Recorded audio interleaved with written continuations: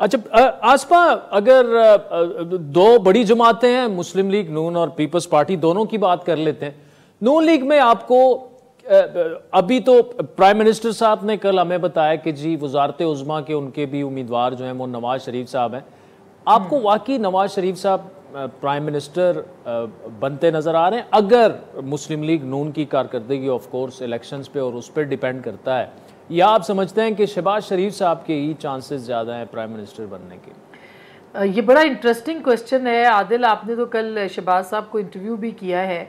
मेरा ख्याल है कि आपको उनकी बॉडी लैंग्वेज से कहीं नहीं लगेगा कि वो वज़ीर आज़म के कैंडिडेट नहीं हैं, लेकिन वोट बैंक नवाज शरीफ साहब का है। और नवाज शरीफ साहब के मगर बहुत सारे लीगल प्रॉब्लम्स भी, यानी उनके अभी तक केसेस का मसला भी मौजूद है।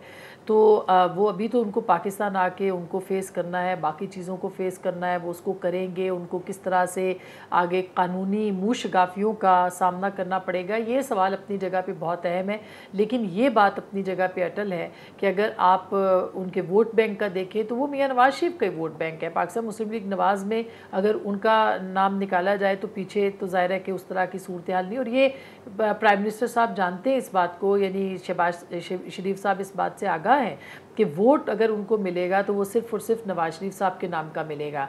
लेकिन ख़ुद पार्टी के अंदर जो है वो अब बहुत आके स्ट्रगल करनी पड़ेगी चीज़ों के बारे में। गो के अगर वो आते हैं नवाज शरीफ साहब, जो कि इलेक्शन से पहले का कहा जा रहा है कि वो आएंगे, अब इलेक्शन कब होंगे और उससे पहले कितना अनाउंसमेंट के बाद कितने देर में आएंगे, ये एक अलग सवाल है। लेकिन PMLN के अंदर इस वक्त अगर कहा जाए कि 2 कैंडिडेट हैं प्राइम मिनिस्टरशिप के लिए या प्रीमियरशिप के लिए, तो बेजा नहीं होगा।